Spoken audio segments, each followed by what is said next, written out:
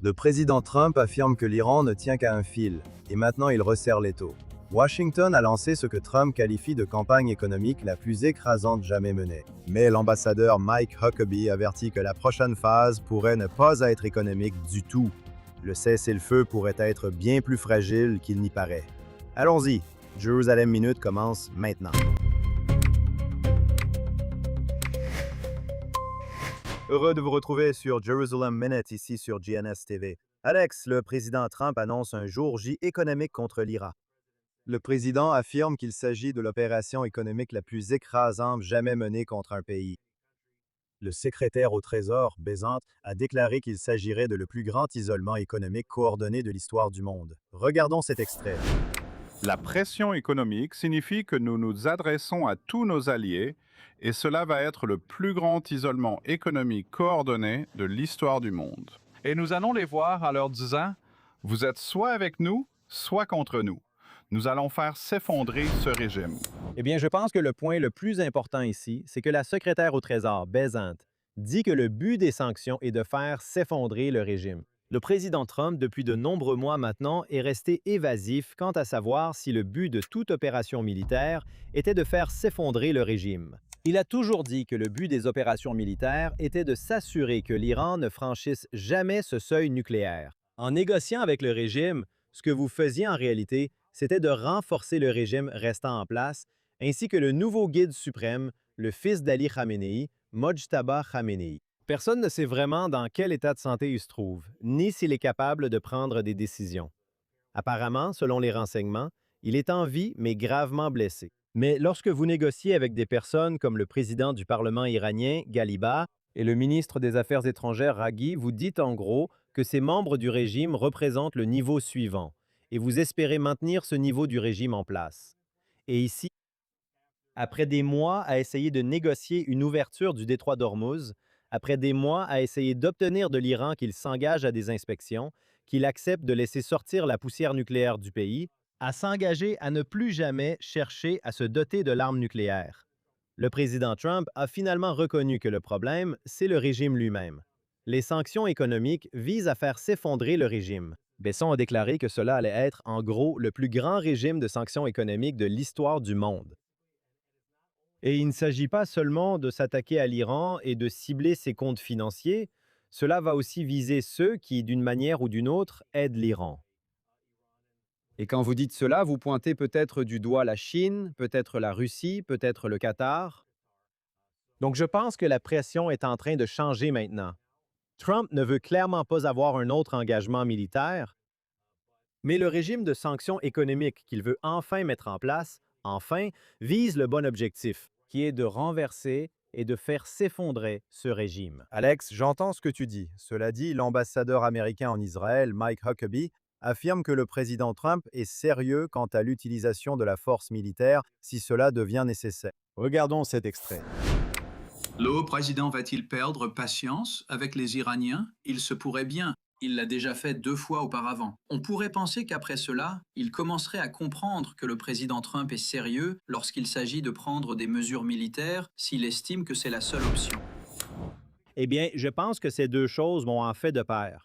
Vous savez, si vous allez imposer un régime de sanctions économiques très strict, ce qu'ils auraient dû faire dès le début, mais s'ils font cela maintenant et qu'ils augmentent la pression économique d'une manière qui menace la stabilité du régime, qu'est-ce que vous attendez des Iraniens? Ils essaieraient de déstabiliser la région une fois de plus en attaquant des navires passant par le détroit d'Ormuz et en tirant des missiles sur des pays et des bases militaires américaines stationnés dans des pays à travers le Moyen-Orient. Donc il faut que cette menace d'une nouvelle opération militaire plane au-dessus de l'Iran afin de les dissuader d'essayer d'aggraver la situation de leur propre initiative. Militairement, ils doivent savoir que de l'autre côté des sanctions économiques se trouve une menace militaire très crédible. Et je pense que Mike Huckabee fait un excellent travail en transmettant ce message. Alex, une grande nouvelle cette semaine a été la frappe d'Israël dans le nord-ouest de la Syrie. Ces frappes interviennent alors qu'Israël s'inquiète que la Syrie préparait le déploiement de troupes turques sur une base près d'Alep. Israël vient d'empêcher qu'une menace sécuritaire à l'intérieur de la Syrie ne prenne une ampleur bien plus grave. Il y a plus d'un an, Israël et la Syrie étaient parvenus à un accord pour maintenir le statu quo sécuritaire et garder cette frontière calme. La Syrie a violé cet accord. Les services de renseignement israéliens ont identifié que des troupes turques étaient sur le point d'être déployées à la base aérienne d'Abu al-Dahor, située dans le nord de la Syrie, qui se trouve à moins de 200 miles des villes et des communautés israéliennes, comme vous pouvez le voir. Le Premier ministre Netanyahou a clairement exprimé la position d'Israël. Nous n'autoriserons pas la Turquie à s'implanter en Syrie et à avancer progressivement vers le sud en direction de la frontière d'Israël. Israël a averti la Syrie à plusieurs reprises. Ne le faites pas. Nous savons que la Syrie a reçu ces avertissements et qu'elle a choisi de les ignorer. Eh bien, il y a beaucoup à retenir de cet extrait de Doron, et nous avons reçu Doron dans l'émission la semaine dernière. Doron était auparavant animateur de podcast ici même à JNS. Donc, encore une fois, un autre grand talent de JNS qui va travailler directement au bureau du premier ministre. Et je dirais que je suis content de voir cette vidéo, parce que nous n'avons pas vu de vidéo comme celle-ci sortir du bureau du premier ministre depuis les premiers jours de la guerre. Et c'est une histoire très compliquée. Et je suis content que le bureau du premier ministre l'explique du point de vue du premier ministre, de son bureau et des responsables de la sécurité. Donc, premièrement, c'est très bien que nous ayons cela. Deuxièmement, en ce qui concerne ce qui se passe ici avec la Syrie et la Turquie, souvenez-vous de cela. Al-Shara, anciennement connu sous le nom d'Al-Jolani, est un terroriste soutenu par la Turquie qui est venu pour prendre le contrôle de la Syrie et essentiellement pour évincer Bachar el-Assad, le boucher de Damas, qui s'accrochait au pouvoir depuis la guerre civile syrienne. Et ce qui s'est passé, c'est que lorsque l'Iran est devenu faible et n'a plus pu soutenir Assad, quand le Hezbollah a été affaibli par Israël, il n'a plus pu soutenir Assad, la Turquie a poussé Al-Shara à intervenir et à prendre le contrôle du pays. Maintenant, Al-Shara a obtenu le soutien des États-Unis d'Amérique, en partie, parce que Recep Erdogan, le président de la Turquie, s'est fait l'allié du président Trump. Et le président Trump était à la Maison-Blanche. J'étais dans le bureau ovale lorsque le président Trump a dit au premier ministre Netanyahou qu'il serait le médiateur entre Erdogan et Netanyahou s'il y avait des désaccords entre eux. Mais ici, ce que vous voyez, c'est que, en l'absence de l'Iran, avec l'effondrement du croissant chiite que l'Iran était en train de créer, à travers l'Irak, à travers la Syrie, à travers le Liban, et puis en revenant par le sud depuis le Yémen et Gaza, tout cela destiné à encercler Israël et les autres alliés américains dans la région. Que Erdogan, potentiellement soutenu par la Turquie, par le Qatar, potentiellement en partenariat avec l'Égypte, essaie maintenant d'établir un croissant sunnite qui peut menacer Israël. Et avoir Al-Shara, le terroriste qu'ils soutiennent en Syrie, leur donne l'opportunité de descendre depuis leurs frontières en Turquie jusqu'à la frontière israélienne. Et donc, ce qui se passe maintenant, c'est une sorte de test pour voir jusqu'où ils peuvent aller. La Turquie essaie de voir jusqu'où elle peut aller, à quel point elle peut s'approcher d'Israël. Peuvent-ils avancer petit à petit et est-ce qu'Israël va réagir? Comme Doron l'a clairement expliqué dans cette vidéo, la Turquie contrôle déjà une partie importante du nord de la Syrie. Israël, en revanche, ne contrôle qu'une toute petite partie du sud de la Syrie qui est simplement destinée à servir de zone tampon. Entre les hauteurs du Golan, qui sont le point d'observation élevé et stratégique qui domine vraiment Israël, et maintenant, la Turquie s'installe sur une base aérienne. Maintenant, souvenez-vous, lorsque Bachar el-Assad est tombé, Israël a réagi immédiatement. Et je pense que c'était l'une des frappes les plus décisives de toute la guerre. Attaquer l'ensemble de l'armée syrienne, ce qui comprenait leurs navires et toutes leurs forces aériennes. Et maintenant, vous voyez que la Turquie essaie de prendre le contrôle. Et qu'est-ce qu'Israël fait? Israël bombardait la base aérienne, envoyant un message très fort à la Syrie pour dire qu'il n'autorisera pas la Turquie à s'avancer vers le sud en direction de la frontière israélienne. Et cela envoie aussi un message très fort à la Turquie. Et cela indique que la doctrine de sécurité d'Israël a changé. Elle n'autorisera pas ceux qui appellent à la destruction d'Israël à faire le moindre geste, le moindre pas vers Israël qui pourrait rendre une attaque plus probable. Donc, tant mieux pour Israël d'avoir attaqué ici. Bravo à Darren Spielman d'avoir expliqué pourquoi le premier ministre a ordonné cette attaque. Alex, cependant, malgré tout cela, l'envoyé américain Tom Barrack s'est exprimé à Washington et a déclaré être profondément préoccupé par les frappes israéliennes. Il a également semblé vouloir tenter d'annuler la reconnaissance par le président Trump du plateau du Golan comme appartenant à l'État d'Israël, en affirmant que le droit international, selon le droit international, Israël occupait ces hauteurs du Golan. Regardons cet extrait. Le président Trump a tracé une ligne en tentant d'aller vers la modération. Sur le Golan avec la Syrie, ils occupent toujours le Golan, contre les résolutions de l'ONU, contre tout l'ordre international, qui a déclaré que le Golan appartient à la Syrie. Alors combien de temps ces incursions vont-elles continuer avant que la tension ne retombe? Eh bien, vous voyez ici qu'il y a vraiment plusieurs camps. Vous n'avez pas une politique cohérente qui émane de l'administration Trump. Ce que vous voudriez entendre, c'est que des personnes comme Mike Huckabee d'un côté et Tom Barrack de l'autre reprennent les mêmes arguments, mais ce n'est absolument pas ce qui se passe ici. Vous avez des points de vue disparates qui émanent de l'administration Trump, essentiellement du département d'État ici, parce que les ambassadeurs dépendent du département d'État. Vous aimeriez peut-être entendre Marco Rubio rétablir la vérité, que le président lui-même rétablisse la vérité, mais Tom Barrack est clairement du côté opposé à Israël. Et il a toujours été du côté opposé à Israël tout au long de cette guerre. Quand on parle du Golan, la reconnaissance de la souveraineté israélienne sur le plateau du Golan, je veux dire, c'est quelque chose que l'administration Trump a reconnu lors de son premier mandat. C'est la position établie des États-Unis. Et même sous le président Biden, les États-Unis n'ont pas annulé leur reconnaissance du plateau du Golan. Alors maintenant, entendre l'ambassadeur du président, et Tom Barrack est censé être un ami du président Trump, venir et dire cela, la propre politique du président Trump visant à reconnaître la souveraineté israélienne sur le plateau du Golan est, vous savez, contraire au droit international. Je veux dire, je pense que cela mérite, vous savez, un sérieux recadrage de la part de Trump et ou Rubio. Nous voyons que Barak s'est constamment rangé du côté du Liban, de la Syrie, de la Turquie contre Israël. Et je pense que cela rend les choses beaucoup plus difficiles pour Israël pour agir ici. Donc, vous pouvez être certain que le premier ministre Netanyahou, son cabinet et Tom Barak ne sont pas sur la même longueur d'onde. Et vous pouvez être certain que le premier ministre Netanyahou voudra savoir de l'ambassadeur Huckabee en poste ici en Israël, de Marco Rubio, du président lui-même, quelle est la position du président à ce sujet. Vous avez bien vu que il y avait quelques références subtiles dans la vidéo de Daron au fait que non seulement la Syrie a reçu des avertissements importants qu'Israël allait frapper cette base aérienne, mais vous pouvez être certain que les États-Unis ont également reçu des preuves que la Turquie s'était installée dans cette base aérienne et qu'Israël trouvait la présence de la Turquie dans cette base inacceptable. Et encore une fois, souvenez-vous que nous avons dit que Trump avait déclaré qu'il interviendrait auprès d'Erdogan au nom de Netanyahou.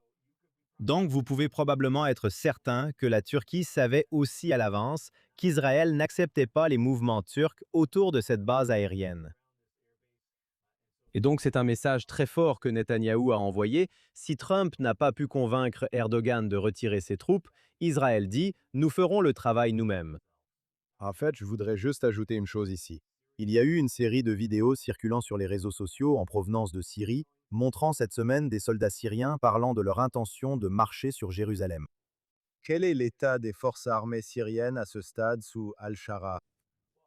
Eh bien, Al-Shara a déclaré très récemment et à plusieurs reprises qu'il pense qu'il pourrait en fait y avoir une sorte de normalisation ou au moins un accord de défense entre Israël et la Syrie. Et Al-Shara comprend aussi qu'il a besoin du soutien du président des États-Unis. Il a besoin de l'allègement des sanctions que le président Trump a accordées. Si le président Trump décide à nouveau que la Syrie est un acteur malveillant et qu'il impose le type de sanctions dont la secrétaire Besant vient de parler pour l'Iran, cela ferait s'effondrer son régime. Donc il a besoin du soutien américain en ce moment. Et la façon d'obtenir ce soutien américain, comme le président Trump l'a répété à plusieurs reprises à d'autres acteurs du Moyen-Orient, c'est qu'il faut être en bon terme avec Israël. Donc je ne crois pas qu'Al-Shara veuille maintenant une aventure militaire avec l'État d'Israël. Rien qu'en voyant à quel point Israël est puissant, ce qu'ils ont fait à l'armée syrienne au début lorsqu'Assad est tombé, ce qu'ils viennent de faire à la base aérienne, aujourd'hui ce qu'ils ont fait à Gaza, ce qu'ils ont fait au Liban, ce qu'ils ont fait en Iran, Al-Shara ne veut pas d'affrontement militaire avec Israël pour l'instant.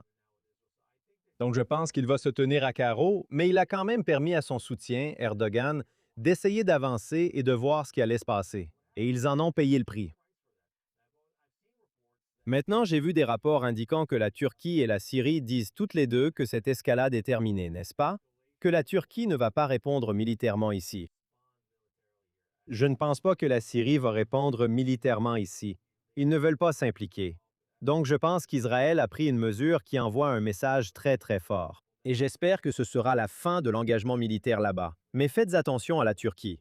Erdogan pourrait bien se tenir à carreau tant que le président Trump est en fonction parce qu'il accorde de la valeur à l'alliance qu'il a construite au fil des années avec le président Trump. Mais le président Trump ne sera pas président pour toujours. Si un autre démocrate arrive au pouvoir, un démocrate progressiste, ou si vous avez un républicain isolationniste, potentiellement GE, Vance, potentiellement quelqu'un d'autre, à l'avenir, on pourrait certainement voir la Turquie et le président Erdogan, ou, si Erdogan tombe, l'un de ses successeurs, comme Fidan, qui est le ministre des Affaires étrangères, qui serait considéré comme potentiellement encore plus extrême qu'Erdogan à certains égards. Que la Turquie et Israël pourraient être sur une trajectoire de collision à l'avenir. Donc nous continuons, mais Alex, pour l'instant, je voudrais que nous tournions notre attention vers Gaza. Et j'appellerais cela une série d'événements traumatisants survenus pendant le week-end, notamment la découverte de cerfs-volants qui ont été lancés depuis Gaza en direction d'Israël. Si tu te souviens, dans notre réalité d'avant le 7 octobre, le Hamas lançait ses cerfs-volants incendiaires, des cerfs-volants munis d'explosifs vers les communautés israéliennes. Et ils l'ont fait pratiquement librement pendant si longtemps, l'un des symboles, je dirais, de l'après, ou plutôt de la réalité d'avant le 7 octobre. Le ministre de la Défense, Katz, ordonne une réponse énergique à tout type de cerfs-volants, de ballons incendiaires ou de drones susceptibles d'être lancés par le Hamas contre l'État d'Israël. D'accord, maintenant vous pensez à un cerf-volant. Bon, les enfants font voler un cerf-volant et un cerf-volant passe la frontière. Vous savez, Israël est évidemment en alerte pour tout. Les cerfs-volants incendiaires que les Gazaouis envoyaient, que le Hamas envoyait par-dessus la frontière, ils avaient des engins explosifs fixés dessus. Et le but de cela était de provoquer des incendies dans les champs agricoles de la zone frontalière autour de Gaza. Et c'est une zone très fertile.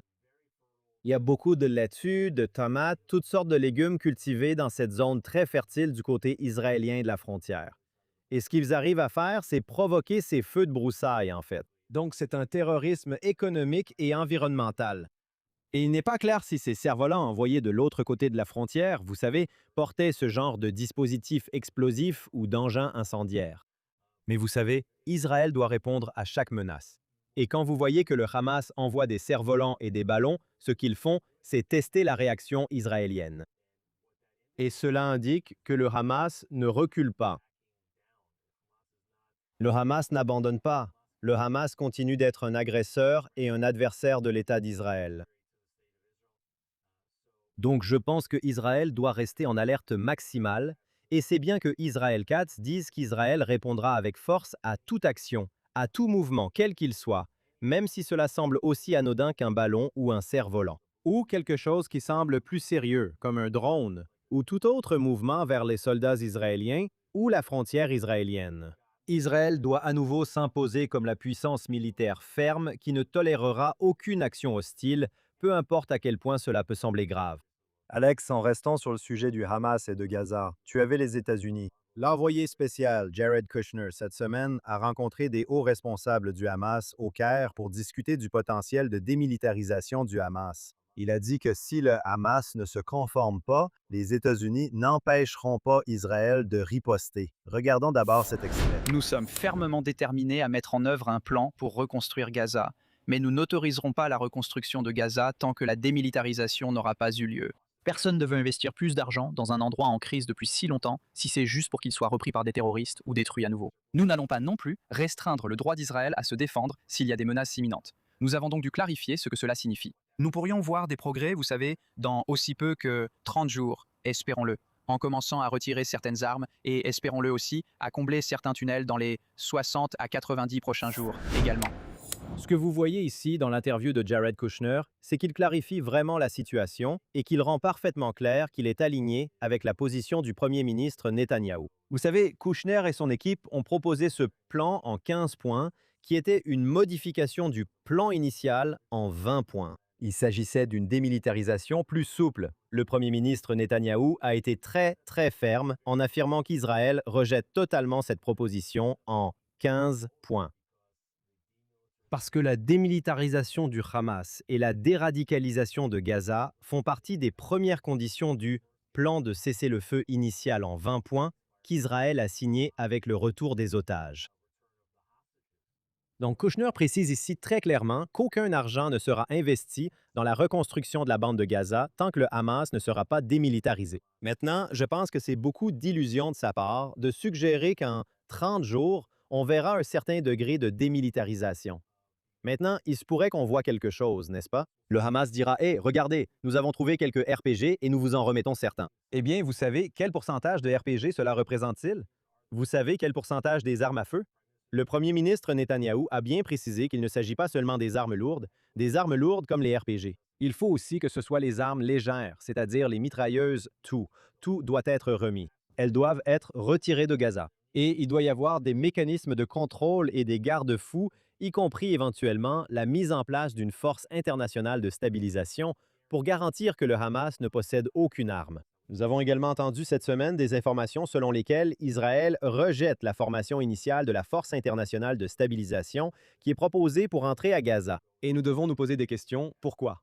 Quels sont les pays concernés? Est-ce que c'est la Turquie? Est-ce que c'est le Qatar qui dit: Hey, nous allons être les garants? Je veux dire, si c'est la Turquie, vous savez, on vient d'en parler à propos de la Syrie, comment Israël n'a absolument aucune confiance envers la Turquie. Et ils veulent évidemment aussi prendre pied à Gaza. Ça, c'est quelque chose qu'Israël n'acceptera absolument pas en aucune façon. Donc la question est, qui fait partie de la Force internationale de stabilisation?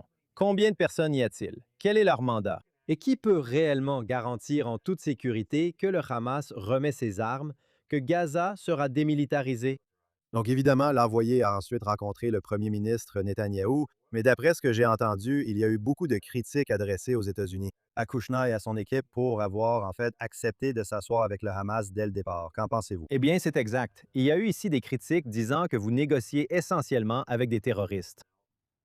Aujourd'hui, les États-Unis et Israël ont malheureusement négocié avec des terroristes depuis environ 1 an. Vous avez négocié le cessez-le-feu à Gaza via les intermédiaires qataris. Vous négociez essentiellement avec le Hamas au Liban.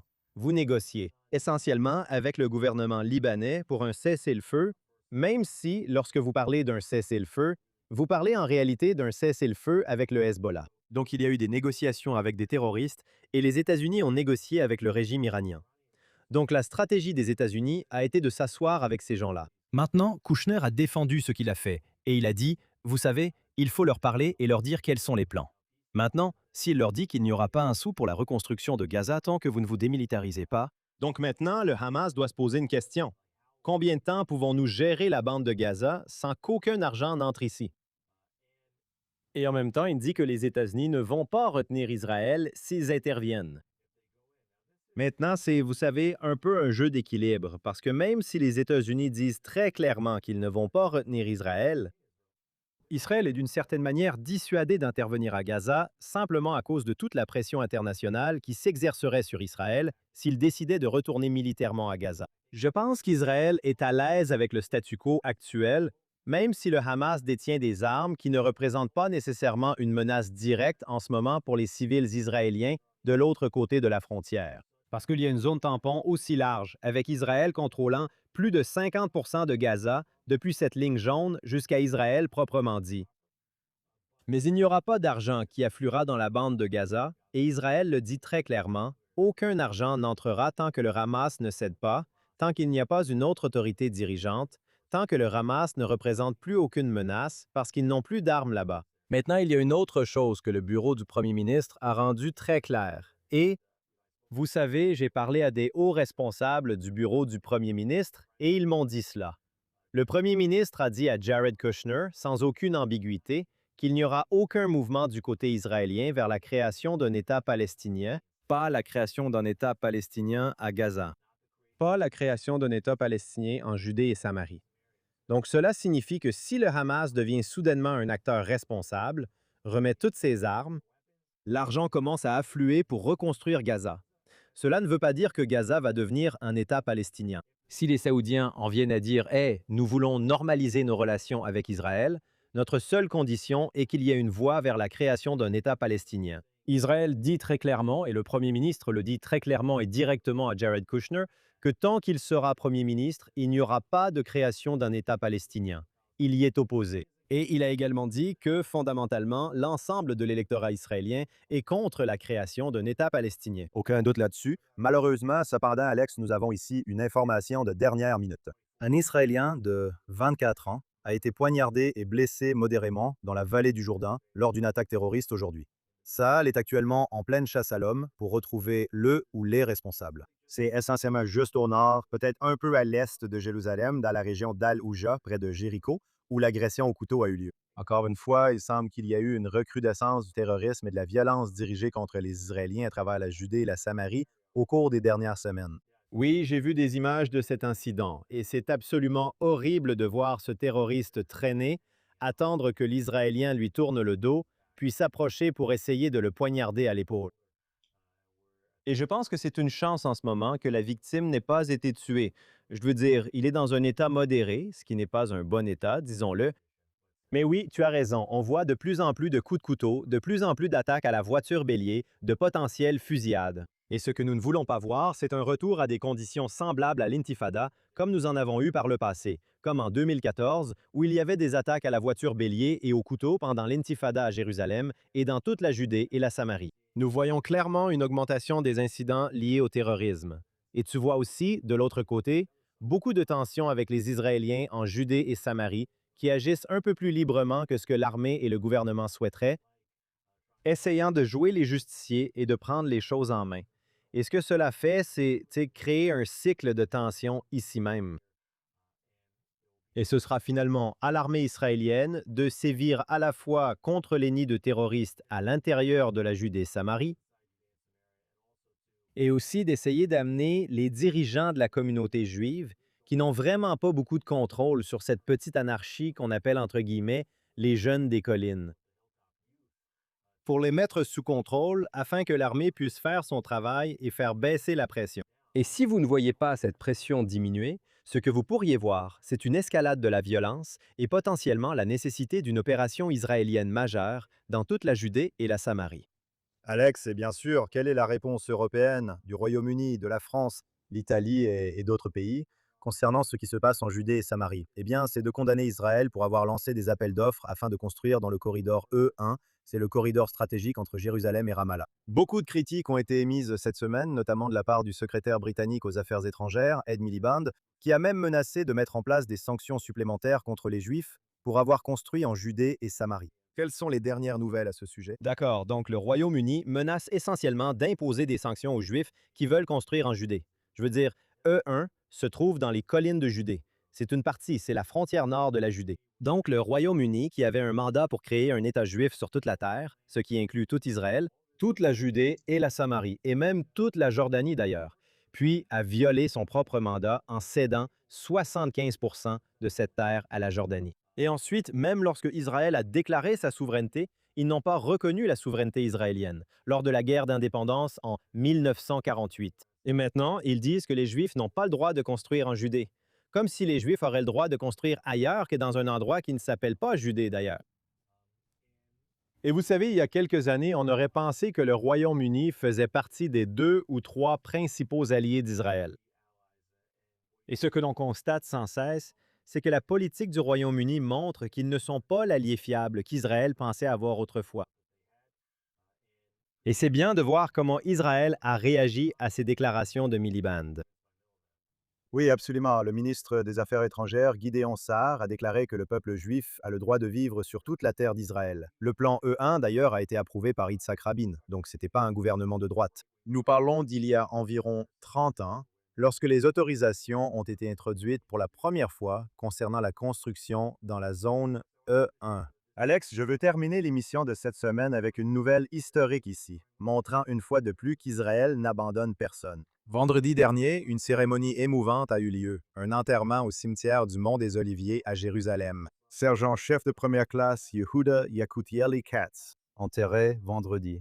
44 ans, après être tombé lors de la bataille de Sultan Yacoub pendant la première guerre du Liban. Ses restes, sa localisation vraiment inconnue pendant de très nombreuses années, une opération spéciale ici pour récupérer ses restes. Il a reçu des funérailles dignes à Jérusalem vendredi dernier. C'était très, très émouvant. Eh bien, c'est juste une indication que Israël n'abandonne pas ses soldats. Il aurait été très facile pour Israël de simplement laisser les ossements là où ils étaient. Je veux dire, Katz est tombé lors de la première guerre du Liban en 1982. Donc, vous savez, ce que vous voyez maintenant, c'est environ 44 ans plus tard. Israël mène une opération secrète, une opération militaire pour récupérer ses restes et les ramener en Israël.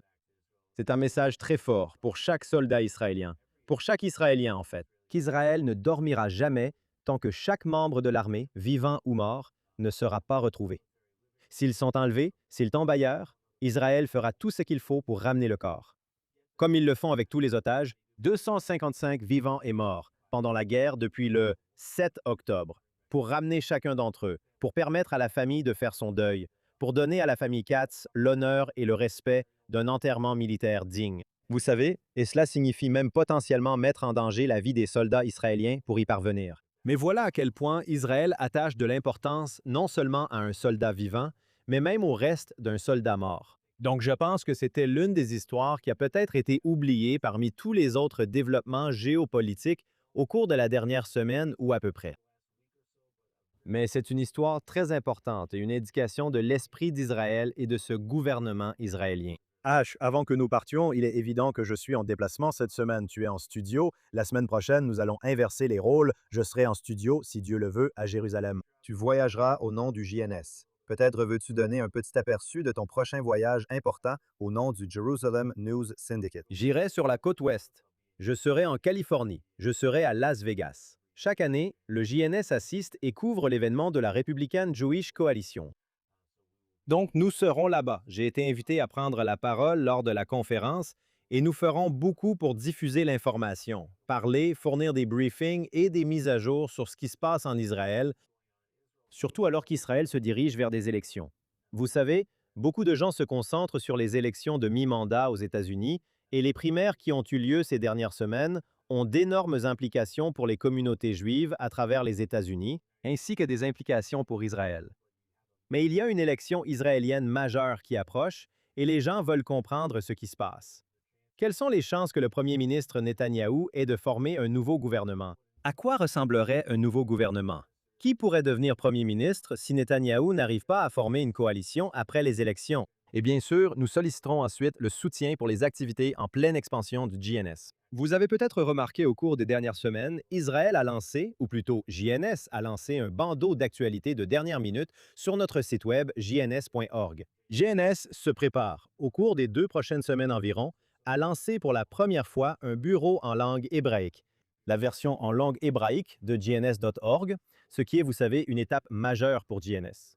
Nous avons l'espagnol, nous avons la vidéo, nous avons les actualités des États-Unis, nous avons les actualités d'Israël, et il y a beaucoup d'autres développements en préparation. Donc, nous allons rencontrer certains de nos donateurs actuels, ainsi que certains de nos donateurs potentiels. Et si les gens à la maison veulent soutenir ce que nous faisons, ils devraient absolument cliquer sur le bouton « Super merci » sur cette vidéo ici, sur YouTube, ou aller sur jns.org pour faire un don. Et nous acceptons des dons de tout montant, donc à partir de 18 à 100 $, mais cela peut aller bien au-delà.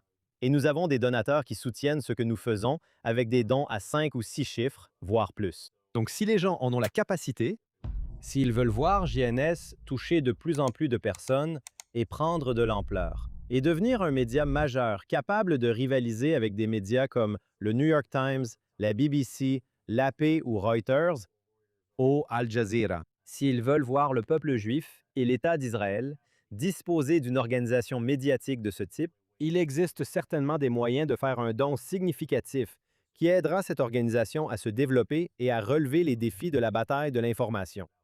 Ça a l'air super. Je te souhaite un bon voyage et j'ai hâte de revenir à Jérusalem pour l'émission de la semaine prochaine. Et toi, tu seras en déplacement. Donc, on se retrouvera pendant ton déplacement. Merci à notre équipe de production, à tous ceux qui travaillent en coulisses ici, Yuri Sretsky, le responsable de la station, notre producteur Zach Sickerman et tous les autres ici à JNS TV. Comme l'a dit Alex, n'oubliez pas de nous laisser un super merci, de vous abonner et d'aller sur jns.org pour les dernières actualités d'Israël, du Moyen-Orient et du monde juif entier. Nous vous retrouverons la semaine prochaine dans Jerusalem Minute sur JNS TV.